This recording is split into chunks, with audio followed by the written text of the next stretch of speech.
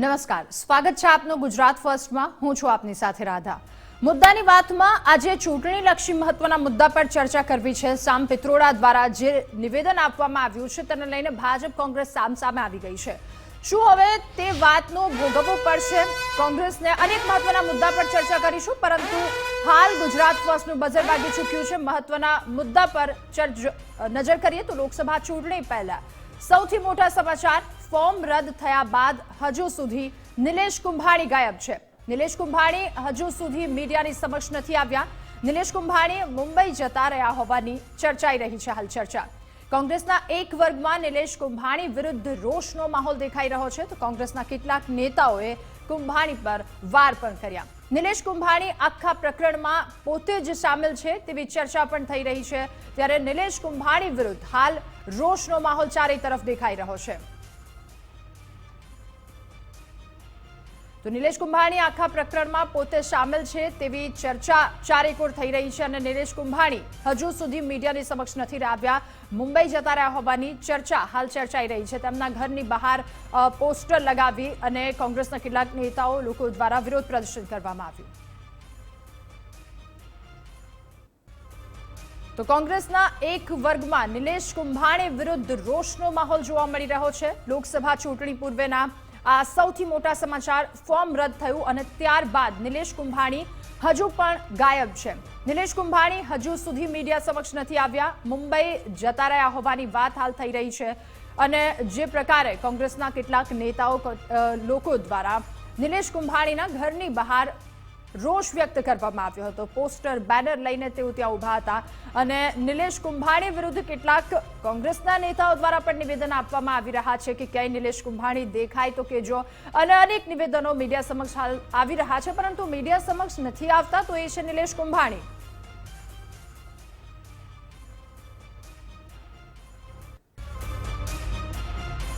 અને આપણી સાથે જોડાઈ ચૂક્યા છે આજ મુદ્દે ચર્ચા કરવા માટે વરિષ્ઠ પત્રકાર જીતુભાઈ જોગનપુત્ર। જીતુભાઈ, સ્વાગત છે આપનું ગુજરાત ફર્સ્ટમાં। જીતુભાઈ, હાલ સુરતનો આજે એક મુદ્દો છે એ ખૂબ વધારે વ્યાપ્યો છે, અને એ મુદ્દો કે નિલેશ કુંભાણી અત્યારે લોકોની સમક્ષ નથી આવતા, મીડિયાની સમક્ષ નથી આવતા, ત્યારે આ વાતને આપ કઈ રીતે જોઈ રહ્યા છો? અને સામે કેટલાક નેતાઓ દ્વારા પણ એવું કહેવામાં આવે છે કે નિલેશ કુંભાણી દેખાય તો કહેજો।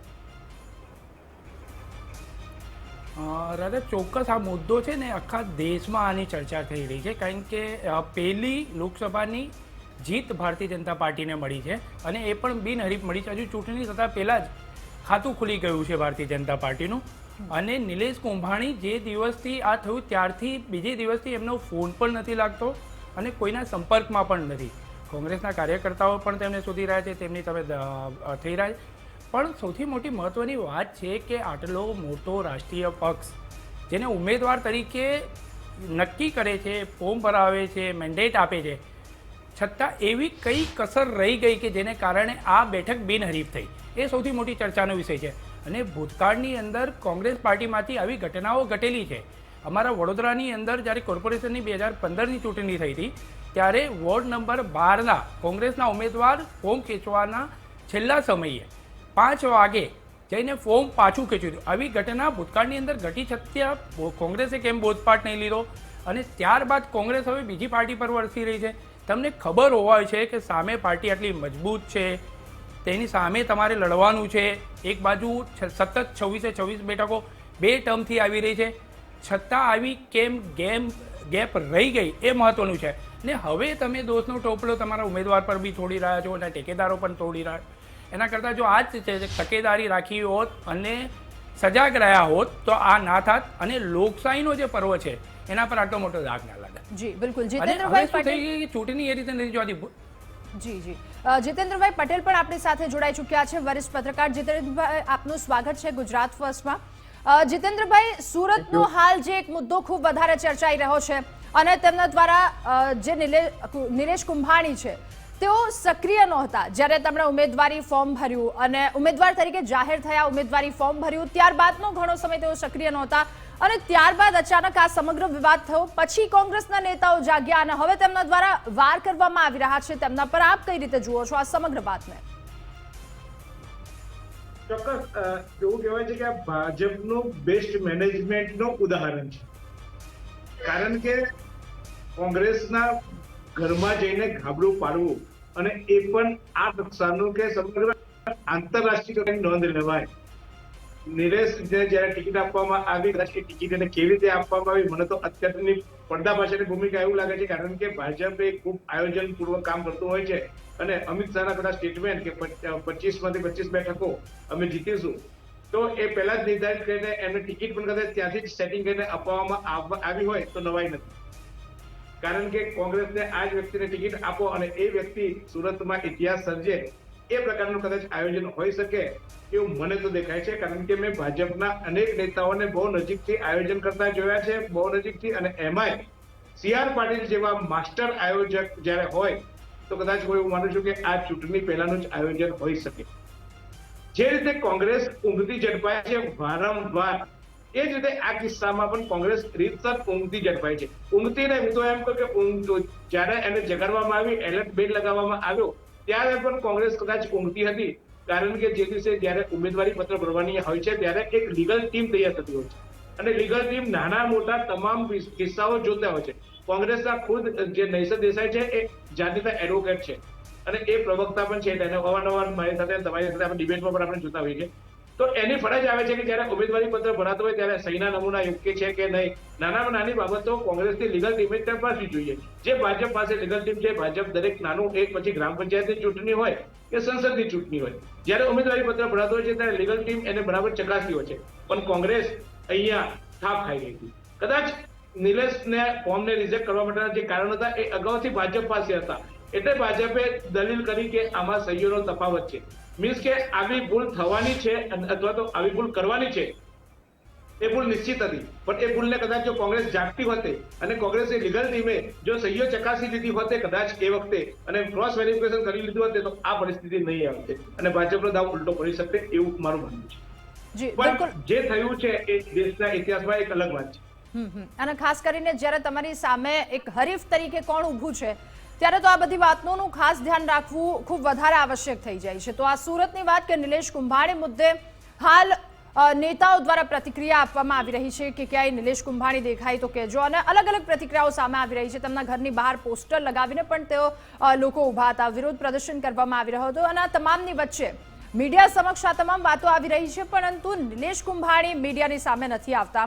તો નિલેશ કુંભાણી હજુ સુધી મીડિયા સમક્ષ નથી આવ્યા અને આ વાતને લઈને હાલ એક તરફ રોષ જોવા મળી રહ્યો છે, બીજી તરફ એવી ચર્ચા પણ થઈ રહી છે કે નિલેશ કુંભાણી કે જેઓ અત્યારે સુરત નથી પરંતુ અત્યારે તેઓ મુંબઈ છે. અને આ સાથે ફરી એકવાર બજાર વાગી ચૂક્યું છે. વધુ એક મહત્વના સમાચાર પર નજર કરી લઈએ. લોકમત 2024ને લઈને આ અગત્યના સમાચાર. લોકસભાની ચૂંટણી વચ્ચે કોંગ્રેસના નેતા સામ પિત્રોડાનું મોટું નિવેદન. સામ પિત્રોડા દ્વારા જે નિવેદન આપવામાં આવ્યું સંપત્તિ વહેંચણી મુદ્દે, પીએમ મોદીના હુમલા વચ્ચે સામ પિત્રોડાનું આ નિવેદન. કોંગ્રેસના નેતા સામ પિત્રોડાએ વારસાગત ટેક્સનો રાગ છેડ્યો હતો અને અમેરિકામાં જેમ ભારતમાં પણ આ વારસાગત ટેક્સ લાગવો જોઈએ તેવું સામ પિત્રોડા દ્વારા જે નિવેદન આપવામાં આવ્યું. તેમણે કહ્યું અમેરિકામાં 10 અબજની સંપત્તિ હોય તો મૃત્યુ બાદ 55% સરકારમાં જાય છે. But it doesn't mean that you are going to take their wealth and give it to somebody. It means to create new policies so the concentration of wealth can be prevented. It's like Monopoly Act. Okay? It doesn't mean that I'll take your shirt away. All right? That's, how do you read that? I don't understand. How can you do that? Okay? It's not physically possible to do that. But you can say the future policies would be such that this particular group cannot be into everything. There is a Monopoly Act in America also. You know, we have to make sure that few people become so rich that they begin to run government. તો સામ પિત્રોડાના નિવેદન બાદ વડાપ્રધાન નરેન્દ્ર મોદીએ કોંગ્રેસને જબરજસ્ત આડે હાથ લીધી. પીએમ મોદીએ છત્તીસગઢના એક સભાને સંબોધતા કહ્યું કે કોંગ્રેસની લૂંટ કરવાની માનસિકતા અહીંયા છતી થઈ ગઈ છે. અને આ સિવાય તેમણે શું કહ્યું આવો સાંભળીએ. जो थोड़ा बहुत स्त्री धन होता है, गहने जेवर होते हैं, कांग्रेस उनकी भी जांच कराएगी. यहां सरगुजा में तो हमारी आदिवासी बहनें चंदवा पहनती है, हंसूली पहनती है, हमारी बहनें मंगलसूत्र पहनती हैं। कांग्रेस ये सब आपसे छीनकर वो कहते हैं हम इक्वली डिस्ट्रीब्यूट कर देंगे। अब आपको मालूम है ना वो किसको देंगे? मालूम है ना किसको देंगे? आपसे लूट करके किसको देंगे मालूम है ना? मुझे कहने की जरूरत है क्या? क्या ये पाप करने देंगे क्या आप? और कहती है कांग्रेस सत्ता में आने के बाद ही वो एक के बाद ऐसे क्रांतिकारी कदम उठाएगी। अरे ये सपने मत देखो, देश की जनता आपको ऐसा मौका नहीं देगी। साथियों, कांग्रेस पार्टी के खतरनाक इरादे एक के बाद एक खुलकर सामने आ रहे हैं। इस शाहपीर परिवार के शाहजादा के पिताजी के भी सलाहकार, उन्होंने कुछ समय पहले कहा था, और ये परिवार उन्हीं की बात मानता है। उन्होंने कहा था कि हमारा देश का जो मिडिल क्लास है। અનાજ મુદ્દે કેન્દ્રીય ગૃહમંત્રી અમિત શાહે શું કહ્યું એ પણ હવે સાંભળીએ। अमेरिका का हवाला देते हुए इन्होंने कहा कि 55% संपत्ति सरकारी खजाने में जाती है। अब जब प्रधानमंत्री जी ने ये मुद्दा उठाया, राहुल गांधी, सोनिया गांधी और पूरी कांग्रेस बैकफुट पर आई कि हमारा मकसद ये नहीं है। परंतु आज साम पित्रोड़ा जी के बयान ने कांग्रेस का मकसद देश के सामने स्पष्ट कर दिया है। वो देश के जनता की निजी संपत्ति का सर्वे कर निजी संपत्ति को सरकारी खजाने में डालकर जो उन्होंने यूपीए के शासन में तय की थी प्रायोरिटी कि देश के संसाधन पर सबसे पहला अधिकार माइनॉरिटी और उसमें भी मुस्लिम लोगों का है, उस प्रकार से इसका बंटवारा करना चाहती है। मैं मानता हूं कांग्रेस पार्टी या तो अपने मैनिफेस्टो से इस बात को विड्रॉ करे या उन्होंने स्वीकार करना चाहिए कि यही उनका मकसद है। અને સામ પિત્રોડાના નિવેદનને લઈને ભાજપ કોંગ્રેસ સામસામે આવી ગઈ છે। શું વાર પલટવાર થયા હવે એ પણ જોઈએ। 10 વર્ષના નિષ્ફળ શાસન પછી ભાજપાનું આઈટી સેલ આગળ કોઈ કામ ધંધો બીજો છે નહીં। વિકૃતિ ફેલાવી, કોંગ્રેસના નેતા સહિત વિપક્ષના નેતાનું કેરેક્ટર એસેસિનેશન કરવું, ચારિત્ર હનન કરવું અને જુઠ્ઠાણા ફેલાવવા માટેનું નંબર 1 બ્રાન્ડ બની ગયેલું આઈટી સેલ ભાજપાનું આ ખેલ ખેલે છે, લાંબા સમયથી ખેલે છે। ભારતીય જનતા પાર્ટીનું આઈટી સેલ એ કોઈ આવા કામોમાં પડતું નથી। હવે મને લાગે છે કે આ બધી નિરાશાઓ એમને બોલાઈ રહી છે કે કોંગ્રેસ પાર્ટીને હાર દેખાઈ રહી હોય ત્યારે ગમે તેવા નિવેદનો કરી ગમે તેવા આક્ષેપો કરવા। કારણ કે જ્યારે એમને એમ લાગે કે એમના કોઈ વક્તા પ્રવક્તાઓ એ જે બરાબર ના બોલે અને પછી એને ભારતીય જનતા પાર્ટીના આઈટી સેલ ઉપર આક્ષેપો કરવા કે તોડી મરોડીને આ નિવેદનોને રજૂ કરે છે। અને ચર્ચા કરીશું। જીતુભાઈ, આપની પાસેથી જાણવું છે, આપે સામ પિત્રોડાનું નિવેદન સાંભળ્યું, વડાપ્રધાન નરેન્દ્ર મોદી, અમિત શાહ અને પછી વાર પલટવાર સાંભળ્યા। આ તમામમાં હવે જે સામ પિત્રોડા દ્વારા નિવેદન આપવામાં આવ્યું છે એ કોંગ્રેસને કેટલું ભારું પડી શકે? રાધા, આમાં જનરલી જેટલા ઇલેક્શન જોવામાં આવે ને ત્યારે કંઈક ને કંઈક આવા વિવાદસ્પદ નિવેદનો આવતા જ રહેતા હોય છે। અને ક્યાંક ને ક્યાંક કોંગ્રેસના જે સ્ટાર પ્રચારકો અને જે કેન્દ્રીય નેતૃત્વ ધરાવે છે અને કેન્દ્રમાંથી જે સ્ટેટમેન્ટ આવતા હોય છે ને એ સીધું કોઈક ને કોઈક જગ્યાએ ભારતીય જનતા પાર્ટીને ફાયદો કરાવી આપતું હોય છે। ભૂતકાળની બી આપણે ચૂંટણીઓ જોઈ છે જેની અંદર એમના કોઈક ને કોઈક મોટા નેતાએ એવું નિવેદન આપ્યું હોય છે કે એનું સીધું ભારતીય જનતા પાર્ટીને ફાયદો થતો હોય છે। મોત કા સોદાગરથી લઈ અને આજ સામ પિત્રોડાના આજના સ્ટેટમેન્ટને સરખાવીએ તો સાથે કંઈક ને કંઈક આવું આવતું હોય છે। અને એ લોકો જાણતા હોય છે આટલું ભૂતકાળની અંદર આવી ભૂલો થઈ છે છતાં પણ સ્ટેટમેન્ટ આપતા કોઈ વખત વિચાર કરતા નથી. હવે અત્યારની ચૂંટણીમાં ભારતની ચૂંટણીને અમેરિકન સાથે સરખાવવાનો કોઈ મતલબ જ નહોતો. ક્યાં અમેરિકા અત્યારે છે ને ક્યાં ભારત છે, બરાબર છે. અત્યારે મૂળ જે ભારતના જે મુદ્દા છે એને લઈને ચાલવાની જરૂર હતી. એની જગ્યાએ સામ પિત્રોડા જઈને બેસી ગયા અમેરિકાના મુદ્દો લઈને આવીને. એનાથી ભારતની કોઈ પ્રજાને કોઈ ફરક નથી પડવાનો. તમે વિચારો કે આપણા ભારતની અંદર કેટલા ટકા અમીરો છે, કેટલા પર્સન્ટેજ છે. સૌથી વધારે તો મિડલ ક્લાસ છે. હવે એને તો આ લાગુ પડવાનું છે નહીં. જે સૌથી વધારે અમીરો છે એનો પર્સન્ટેજ વાઇઝ બી ઓછો છે. અને એ મુદ્દાને એને લોકસભાના મુદ્દાના કોઈને આને લાગે ઓળખતું નહોતું, પણ એક મુદ્દો આપી દીધો ભારતીય જનતા પાર્ટીને. અને પછી હવે વાળ પલટવાર તો આ શું છે કે ચૂંટણી આવે એટલે એકમેકની સામે પ્રતિ આક્ષેપો ચાલવાના. પણ હંમેશા કોઈ પણ સ્ટેટમેન્ટ આપતા પહેલાં કોંગ્રેસના નેતાઓ કોઈક વિચાર કરતા નથી. અને પછી મુદ્દો જે જ્યારે વધારે ચગે ત્યારે પછી એને કહે છે કે ના આ વ્યક્તિગત હતું, એવું કરીને પછી મેદાનમાં આવવું પડતું હોય છે કોંગ્રેસના બીજા નેતાઓને. એટલે કોંગ્રેસ હવે એ વિચારવાની જરૂર છે કે સામે પક્ષ એટલો મજબૂત છે, એમની પાસે એટલું સોલિડ માઇક્રો મેનેજમેન્ટ છે. એટલે કોઈ પણ સ્ટેટમેન્ટ આપે તો જે ચૂંટણીના મુદ્દાને ને પ્રજાના મુદ્દાને, આટલા બધા પ્રજાના મુદ્દા છે, પ્રજાના કેટલા બધા મહત્વના મુદ્દાઓ છે, એના પર તો કોંગ્રેસ વાત જ નથી કરતી અને બીજા મુદ્દાઓ લઈ આવે છે. અને એ મુદ્દાથી ઉલટું એમને નુકસાન થઈ રહ્યું છે. ભૂતકાળની અંદર બી એમના નેતાઓને કારણે ઘણા બધા નુકસાન થયા છે, છતાં કોઈ બોધપાઠ નથી લેવામાં આવતો. ગુજરાતની અંદરથી તમે ઉમેદવાર એવા નક્કી કરો છો કે જે તમે પલટી જાય, એના ટેકેદારો પલટી જાય. ભૂતકાળમાં બી આવું થયું છે. તો ખરેખર જે કંઈ કરવાનું છે એ નથી કરતા ને એનાથી વિપરીત મુદ્દાઓ પર થાય છે. અને પછી જે નુકસાન વેઠવાનો વારો આવે છે ત્યારે આ બધું વધુ ચાલતું હોય છે. જી બિલકુલ. જીતેન્દ્રભાઈ, આપની પાસેથી જાણવું છે કે સામ પિત્રોડા દ્વારા જે વાત કહેવામાં આવી ભાજપને કેટલો ફાયદો કરાવશે અને કોંગ્રેસને કેટલું નુકસાન કરાવશે?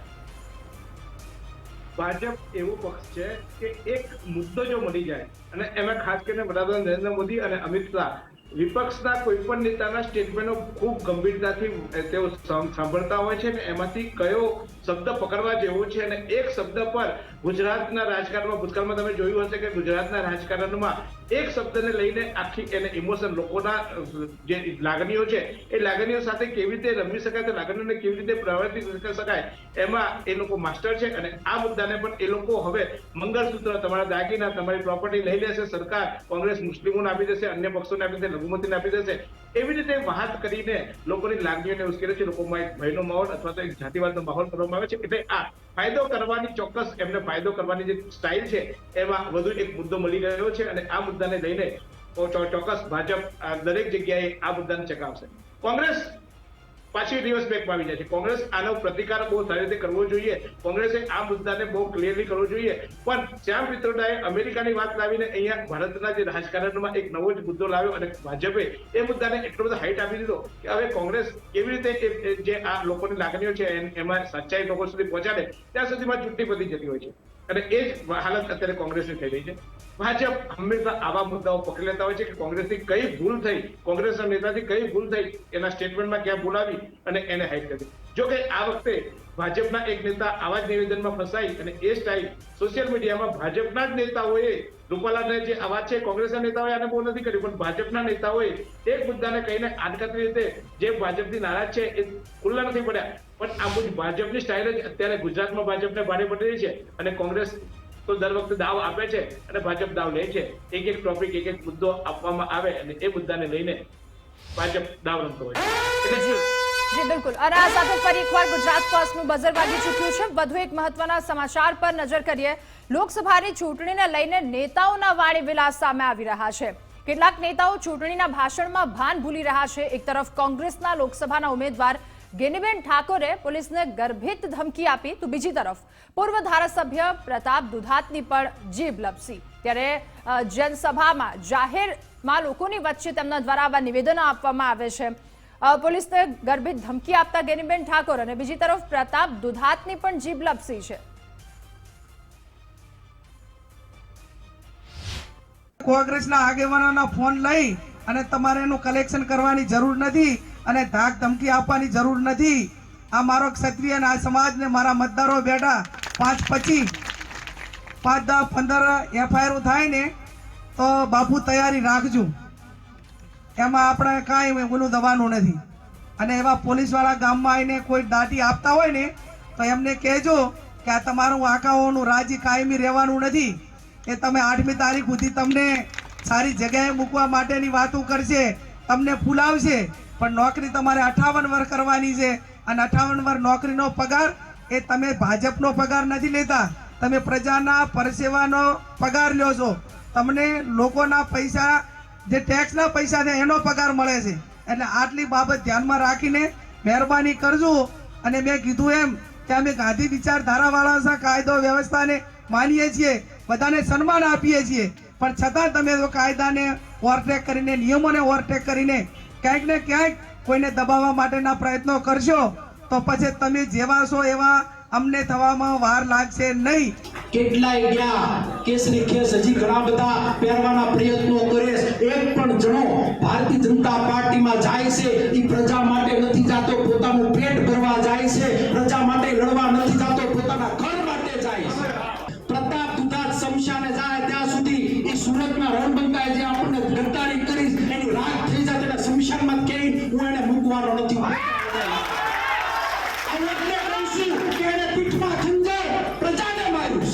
કોંગ્રેસ પાર્ટીને નુકસાન કર્યું છે, સાથે સાથે પ્રજાને માર્યું. આ મીડિયા મારફત ઈ 3 ટેકેદારો, આ મીડિયા મારફત ઈ કોંગ્રેસનો ઉમેદવાર તમારે જ્યાં કોઠીમાં ભાજપની આડમાં હંતાઓને હંતાઈ જાજો.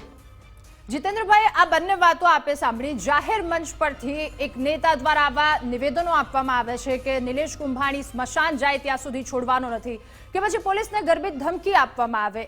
જાહેર મંચ પરથી એક પ્રતિનિધિ દ્વારા આવા શબ્દો બોલવામાં આવે, કેટલું યોગ્ય? રાજકારણમાં હવે શિષ્ટાચાર રહ્યો નથી.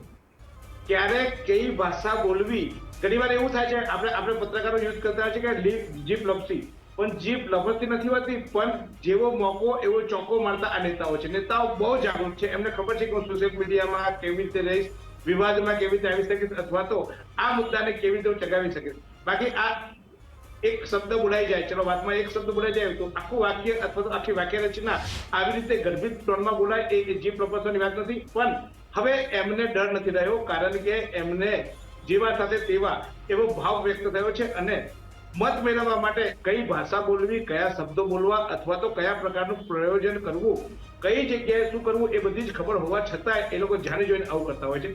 ખાસ કરીને જે પોલીસ, કારણ કે અત્યારે લોકોને પોલીસનો એક ડર ઉભો કરવામાં આવ્યો છે. અને ભાજપના નેતાઓ જે રીતે પોલીસનો ઉપયોગ કરીને અત્યારે તમે જોઈ શકો છો સુરતના કેસમાં પોલીસનો ઉપયોગ કરવામાં આવ્યો, તો આ વાત લોકોની માનસિકતા પર ન રહે અને લોકોનામાંથી પોલીસનો ડર દૂર થાય એ માટે જ્ઞાનીબેને આ શબ્દો વાપર્યા. બીજી તરફ કોંગ્રેસે શું કર્યું એ વાત છપાવવા માટે પ્રતાપભાઈએ પણ આ શબ્દ જે વાપર્યા એ લોકોની માનસિકતા બદલવા માટેના શબ્દો હોય છે, પણ આ આગળ જતા રાજકારણમાં બહુ જોખમી છે, લોકશાહી માટે બહુ જોખમી છે. કારણ કે જ્યારે જેવો ભાષા પ્રયોગ તમે કરો છો એવો ભાષા પ્રયોગ સામેવાળા પણ કરતા થયા હોય છે, અને એને લઈને પ્રજા ગેરમાર્ગે દોરાય છે, પ્રજામાં વૈમનસ્ય વધે છે, અને એને પરિણામે આગામી દિવસમાં ચૂંટણી પત્યા બાદ આપ જોયા છે તે રીતે અનેક ગામોમાં ઝઘડાઓ થાય છે, અને એ ઝઘડાઓ ચૂંટણીની અદાવત લઈને થાય છે. આ અદાવતો ઉભી કરવાની વાત હોય છે. પોલીસ અત્યારે કોંગ્રેસના નેતાઓ આ રીતે બોલ્યા એટલે કોંગ્રેસના કાર્યકર્તાઓ સાથે એક અદાવત ઉભી કરતા હોય છે, અથવા તો રાજકીય નેતાઓ પણ આ રીતે એક અદાવત ઉભી કરતા છે, અને એનું પરિણામ છેવટે પ્રજા પીસાય છે. કારણ કે નેતાઓ બોલી જતા રહેતા હોય છે,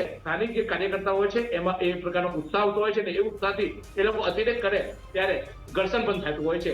પણ ભાષા સંયમ રાખવું ખૂબ જરૂરી છે લોકશાહીમાં, નાના નેતાઓથી લઈને મોટા નેતાઓ સુધી.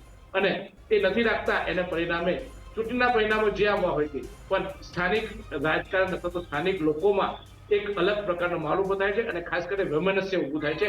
અને તમે મેં કેટલાય કેસો કવર કર્યા છે કે ચૂંટણી અદાવતને લઈને હુમલા થયા, ચૂંટણી અદાવતને માર મારવામાં આવ્યો, ચૂંટણી પતે સેફ ઝોન થાય એટલે આ દુશ્મની કાયમની થઈ જાય છે. ત્યારે ભાષાઓનો પ્રયોગ ખૂબ સંયમતાથી કરવો જોઈએ એવું હું વ્યક્તિગત માનું છું. બિલકુલ, જે ક્યાંક ભૂલાતું જાય છે એને વખોડું પણ છે. બિલકુલ, અને નેતાઓ બોલીને જતા જાય છે. એક બહુ મહત્વની વાત કહીને પ્રજાની વચ્ચે પીસાય છે. જીતુભાઈ, નેતા દ્વારા જાહેર મંચ પરથી આવા શબ્દ પ્રયોગ કરવામાં આવે છે, પોલીસની વાત હોય કે પછી સ્મશાન સુધી એને શોધવા જવાની વાત હોય. આ સાથે જ રાહુલ ગાંધીને પણ અપમાનજનક શબ્દો કહ્યા હતા. જીતુભાઈ, આ સમય છે, ચૂંટણી ખૂબ વધારે નજીક આવે છે, વેઢે ગણાય એટલા દિવસો બાકી છે, વિકાસના કામોની વાતો કરવાનું છે, પરંતુ આ વાતો તો કંઈક અલગ જ દિશામાં થઈ રહી છે, અને પછી નેતાઓ માફી માંગીને છૂટી જાય છે. આમાં કેવું છે રાધા, હવે વિકાસની વાતો તો દૂર થઈ ગઈ. ચૂંટણી આવીને એટલે સામેવાળાને કઈ રીતે નીચે પાડવો અને બીજું શું છે કે તમે જોજો, જ્યારે સભાની અંદર જે શ્રોતાઓ હોય છે ને એને ખુશ કરવા માટે આ નેતાઓનો વાણી વિલાસ છે ને એટલો વકરી જાય છે કે શું બોલે છે ને તે સમયે એને બી પોતાને બી ભાન નથી રહેતું, અથવા જાણતા હોવા છતાં પ્રજાને અને પેલા સામે વક્તાઓ જે શ્રોતાઓ બેઠા ને એને ખુશ કરવા માટે તાળીઓનો ગડગડાટ કેમ થાય છે અને એવી ભાષાનો પ્રયોગ કરવો કે જેથી સામે બેઠેલા શ્રોતાઓ ખુશ થાય, પછી ભલે ને જે પણ હોય. અને ભૂતકાળની અંદર જ્યારે ચૂંટણીઓ થતી હતી ને સભાઓ થતી હતી ને ત્યારના જે રાજનેતાઓ અને રાજકારણીઓ હતા એમની વાણીમાં સંયમ હતો.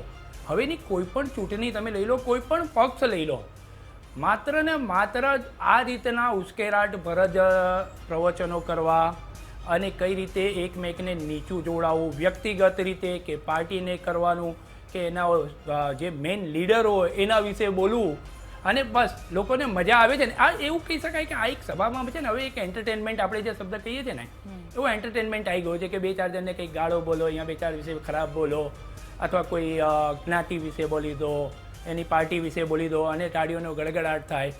હવે જેવું ગેનીબેને આ પોલીસનું કહ્યું ને, હવે આના પરિસ્થિતિમાં શું થઈ જશે કે એના કાર્યકર્તાઓને પોલીસની સાથે ઘર્ષણ વધશે, બરાબર છે, અને એની અંદર કોઈક એવો મામલો આવી જાય અને એની અંદર મોટું ઘર્ષણ થઈ જાય અને એની અંદરથી કંઈક વળી પાછો નવો મુદ્દો આવે ને એ મુદ્દાને ચૂંટણીની અંદર કઈ રીતે એન્કેસ કરવો, એ રીતનું આ બધું એક આયોજનબદ્ધ આ રીતના જો તમે કોઈ બી એવી સભા જો જેની અંદર પ્રજાના પ્રશ્નો કે વિકાસ અને પ્રજા માટે શું કરવાનું છે, પ્રજા ક્યાં દુઃખી છે, પ્રજાને શું શું તકલીફો છે અને કઈ રીતે દૂર કરવી, એનું કોઈ બી વાક્ય આવ્યું.